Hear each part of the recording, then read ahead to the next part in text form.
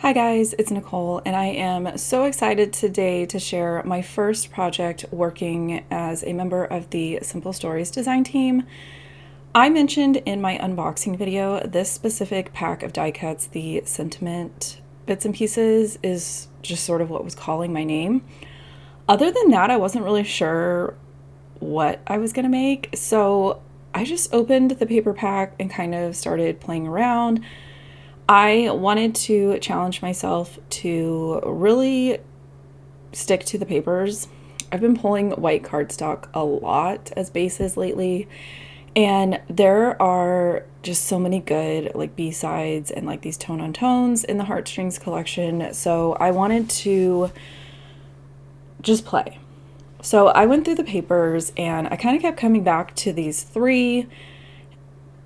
I'd settle on something different, but I still have this idea in my head of using a lot of the die cuts from the sentiment pack and doing kind of like a vertical stacked typography type of scene.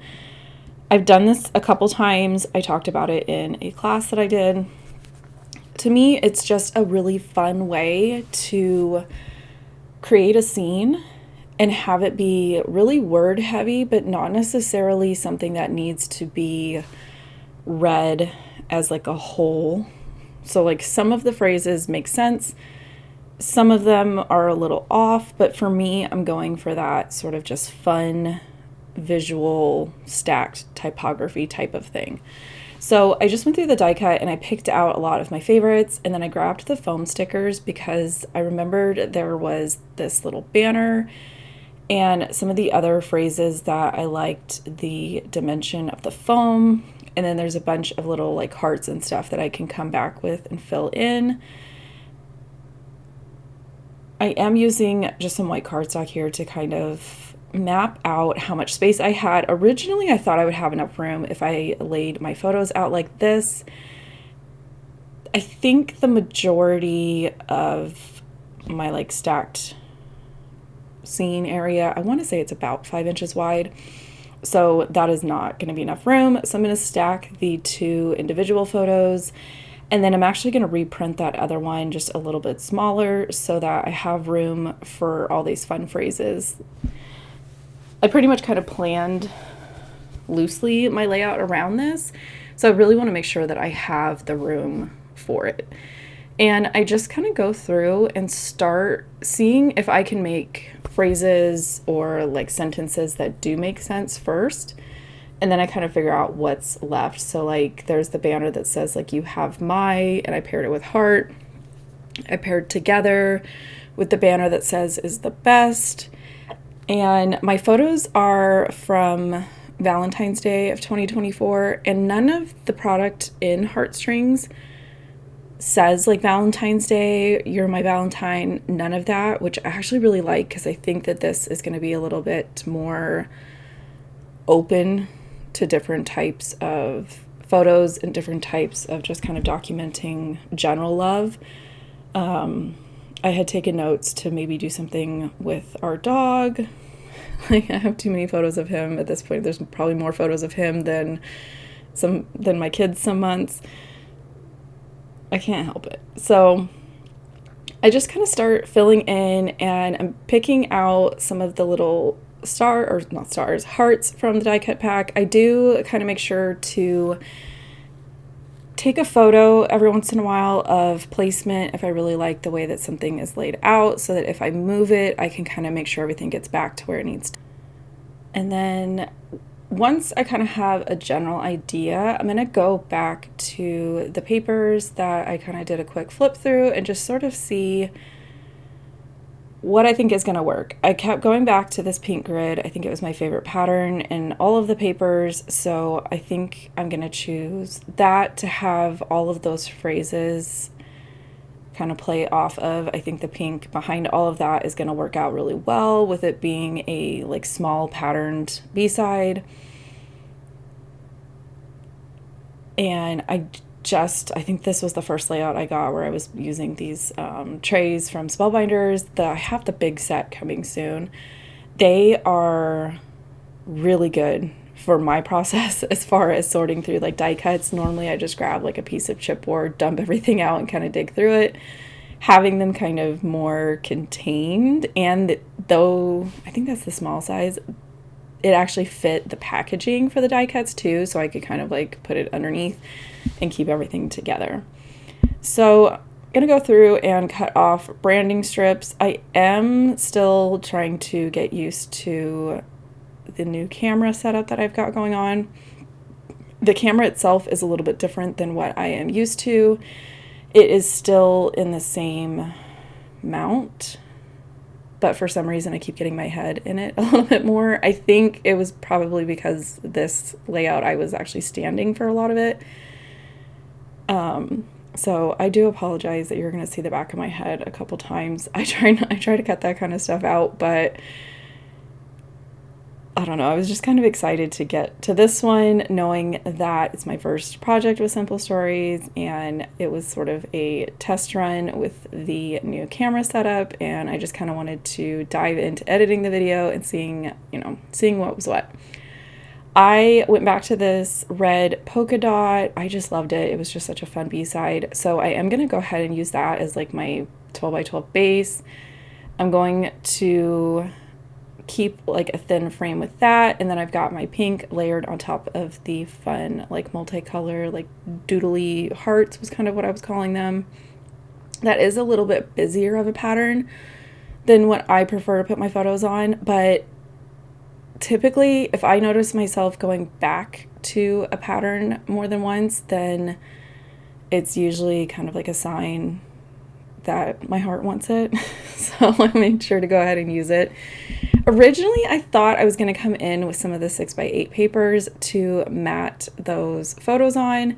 And then I remembered that one of the patterns in the 12x12 actually had some cut aparts on it. So I took my photos over there, and this red one and blue one, the one that says like, "Hey cutie," and the one that has the little candy machine, they were perfect colors to go ahead and map my photos on. So it's going to look like I have some coordinating cardstock, like plain cardstock. So all I needed to do was do a quick little trim on two edges of my photos just to kind of make sure I could see that all the way around. And I love kind of repurposing cut aparts for things like this. It kind of stretches out a smaller collection. Heartstrings doesn't have it's not like the full 12 double-sided papers. This one is, I think, 6. So it's one of those more like mini collections, but there's still a ton of interest when they include things like the cut aparts. So I went ahead and I'm gonna mat my photos with just a little bit of some white cardstock. I just really wanted my photos to pop off of those colors, and putting a little white frame around my photos is really going to help with that. So I did that with both of these photos. My original prints, I want to say, I think these were 3x4s. So by the time I've trimmed them down, they're a little bit closer to probably like 2.5 by 3.5. And at first I thought I was going to have them be like super lined up and straight. And to me, this is just such a fun, like more whimsical feeling collection. So I am going to change that up and just kind of tilt my photos a little bit and just kind of have them mimic a lot of the like fun going on with like the heart paper. I did go ahead and mat this other photo on one of those 6x8 patterns. There was an orange one in there that I thought was just really cute. And then this little clipboard is from the Bits and Pieces die cut. I just printed out some simple journaling, basically that, these were my kids opening the little like treats that I get them every Valentine's Day. Usually there's something fun in there, like a book they've been wanting. My daughter, there's a glare on the photo right now. She was freaking out over this, like, it's like an art book that you have like prompts inside, and it just kind of allows you to get creative with like jumping off points basically. So she was really excited about that. Knowing that I've got all of this interest in the middle, I've got my journaling done, all that interest in the middle really is covering my title. So I needed to kind of come up with what I was going to do to bring in some interest around my photos. I don't want them to just kind of be simple and on their own. So I do have that in the back of my mind as I'm kind of looking through everything. But for now, I've settled on the decisions that I've made up to this point. So I know that I can go ahead and start attaching everything to the page. I don't normally pop up my photos, but I felt like with all of the different texture and dimension that was going to come in with the like title scene, I wanted my photos to have just a little bit of lift. So I'm just using some really thin foam squares from scrapbook.com. I really like their 1mm size foam dimension or adhesive foam. To me, it's just enough lift without it making things bulky. So I kind of keep reordering all of their like 1mm options. And then from there, I am going to go and start attaching all of this fun stuff in the middle. I pretty much just tried to eyeball where the center was of that pink section and just started on one end. In this case, I did the bottom. I did end up using a lot of foam adhesive. I just loved the look of just a little bit of lift to some of these stickers and some of the flat pieces. I try to keep some stuff flat to page, some stuff a little bit lifted with that foam adhesive, and then I kind of have like a third level of like thickness with the stickers from the foam sticker set.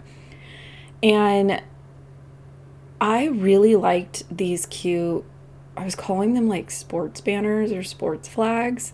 They do have phrases on them, but I just loved the little like colored tag like fringe on the side, and that they gave me a base to layer behind some of the words and just bring in more color, more interest, and just make it a little bit more fun.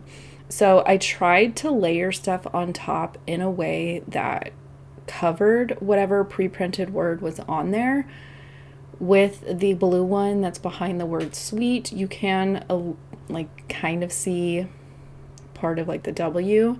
I just tried to strategically place that sweet sticker and cover as much as I possibly could so that it just sort of looks like a plain banner. The heart one, I was able to cover up the pre-printed word on that one a little bit better, but I love how like all of those pieces just layered together look. And I don't know, this is just a vertical scene with a bunch of text. I just love it. And I love knowing that it doesn't necessarily need to make sense. I did make sure to pull up the photo that I took so that I could kind of make sure that placement was where it was at and spacing was where I thought it needed to be. Sometimes I will wiggle things out of place and not pay attention, and then they get put down in like a weird order. I did try to make sure that this one was centered just because it was so long. And with things like this, especially I think I did it at the top. I can't remember if I did it at the bottom. I do try to make sure that it overlaps that red border just a tiny bit. I want everything to sort of go together. After I get all of the major elements down, that's when I like to go through and just find some little things to fill in. I grabbed a pink phrase sticker from the 12x12 sticker sheet. I loved these little foam hearts from the foam stickers, especially these little black and white like doodly kind of designed ones. I thought about bringing in some of the florals, but at this point I had really focused on more of the hearts. So I went back to the 12x12 sticker sheet and I'm looking through the ones that are on there, and I popped some of them up. I kept some of them flat. I just like to fill in and have everything basically from large down to teeny tiny. That's my preference when I am building scenes and stuff like that. I also brought in some phrase stickers on the photos, and now I'm back to solving my, not really a problem, but figuring out what I want to put in around my photos to bring them more interest. The floral pack has the heart die cuts that match that background paper, so to me that was kind of a perfect solution. And again, I like to make sure that things are hanging off the edge, things are tucked in, things are layered. That's just kind of my design preference when it comes to things like clusters. I just start playing, I start tucking things in. If I like it, it stays. If I don't like it, I keep looking. And I just kind of go from one type of product to the next and try to figure out, where my mood is taking me and what I like. And sometimes that changes. Sometimes something that I saw at the beginning of me first going through the supplies ends up being, maybe at the beginning I said, oh, I probably won't end up using this. And then an hour later, I come back to it and it ends up being the perfect addition. So, and I just keep going back and forth. I'm looking at the back of the different packs and seeing if anything specific stands out to me. This one had this cute little like package and it brought in that brown, which I realized was over on the clipboard. And at that point, the clipboard was the only thing that was in there that was brown.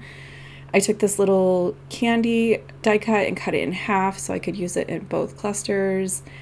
And then I think this is when I was like, you know what, I need some kind of a label. So I went back to the 6x8 paper pad, and this cut apart sheet right here had a bunch of good options. So I just looked at my layout and kind of tried to figure out a color that maybe